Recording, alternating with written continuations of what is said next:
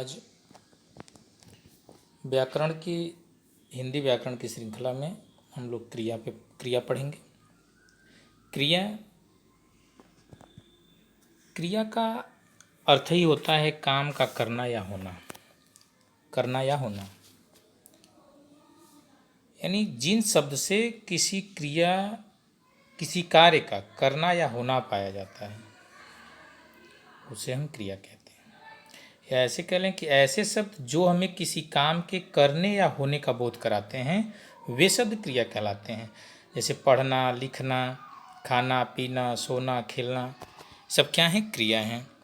अब उदाहरण के तौर पर देखें, मोहन गाना गाता है, राजेश पुस्तक पढ़ता है, सोना नाचती है, घोड़ा बहुत तेज दौड़ता है। तो इसमें गाता है, पढ़ता है, नाचती है, दौड़ता है, ये सब क्या हैं? क्रिया हैं। अब क्रिया के भेद की चर्चा करते हैं। क्रिया के भेद, रचना के आधार पर क्रिया के मुख्यतः दो भेद होते हैं, अकर्मक क्रिया, सकर्मक क्रिया। अकर्मक क्रिया जिस क्रिया का प्रभाव सीधे कर्ता पर पड़े, वह क्रिया कहाँ पड़े? प्रभाव कर्ता पर। यानी कि हम कह सकते हैं कि जिस क्रिया का प्रभाव सीधे कर्ता पर पड़ता है उसे हम अकर्मक क्रिया कहते हैं। इसमें कर्म का अभाव होता है, नाम से स्पष्ट है। अकर्मक यानी जिसमें कर्म न हो। जैसे राजेश दौड़ता है, तो ये वाक्य में दौड़ने का फल राजेश पर ही पड़ रहा है, इसलिए दौड़ता है अकर्मक क्रिया। कैसी क्रिया है? अकर्मक क्रिया है। जिन क्रियाओं को कर्म की जरूरत नहीं पड़ती या जो क्रिया प्रश्न पूछने पर कोई उत्तर नहीं देती उन्हें अकर्मक क्रिया कहते हैं। अर्थात जिन क्रियाओं का फल और व्यापार कर्ता को मिलता है उसे अकर्मक क्रिया कहते हैं। कुछ उदाहरण देख लेते हैं। सांप रेंगता है, राधा हंसती है, राम बचाता है, रावण चिल्लाता है। तो इन वाक्यों में आप देख सकते हैं कि पढ़ता है, रेंगता है, हंसती है, बचाता है, चिल्लाता है। इन वाक्यों में कर्म का अभाव है एवं क्रिया का फल कर्ता पर ही पड़ रहा है, अतः यह उदाहरण अकर्मक क्रिया के अंतर्गत आएंगे। यानी एक ऐसे उदाहरण है अकर्मक क्रिया के उदाहरण। जैसे कोई पूछ दे श्याम पढ़ता है, तो कौन सी क्रिया का उदाहरण है? अकर्मक क्रिया का उदाहरण है। उसके बाद सकर्मक क्रिया। सकर्मक, देखिए नाम से स्पष्ट है, सकर्मक अर्थात कर्म के साथ। यानी जिस क्रिया में कर्म का होना जरूरी होता है वह क्रिया सकर्मक क्रिया कहलाती है। इसका असर कर्ता पर न पड़कर कर्म पर पड़ता है। जैसे मोहन आम खाता है। मोहन क्या खाता है?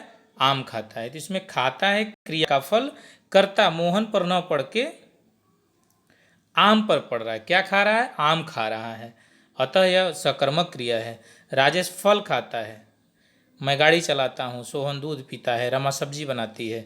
तो आप देख रहे हैं कि फल खाता है, गाड़ी चलाता हूँ। कौन गाड़ी चलाता है? मैं गाड़ी चलाता हूँ। कौन फल खाता है? राजेश फल खाता है। या राजेश क्या खाता है? राजेश फल खाता है। मैं क्या चलाता हूँ? गाड़ी चलाता हूँ। सोहन क्या पीता है? दूध पीता है। तो इस तरह आप देख रहे हैं कि इसमें कर्म है, कर्म के साथ ये क्रियाएं हैं, अतः ये कैसी क्रियाएं हैं? सकर्मक क्रियाएं हैं। अब सकर्मक क्रिया के भेद। सकर्मक क्रिया के दो भेद होते हैं।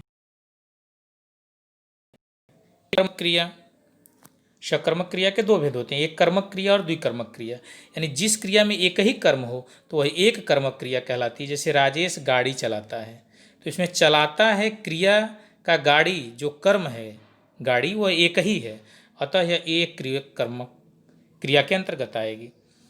जैसे सोहन दूध पीता है, तो यह एक कर्मक क्रिया के अंतर्गत आएगी।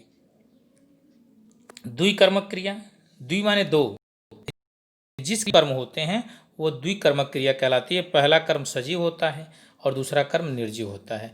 जैसे राकेश ने दिनेश को रुपए दिए, तो उस उदाहरण में देना क्रिया के दो कर्म हैं। कौन कौन से? दिनेश और रुपए।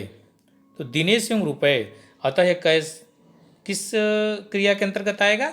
द्विकर्मक क्रिया के अंतर्गत आएगा। उसके बाद में संरचना के आधार पर क्रिया के भेद।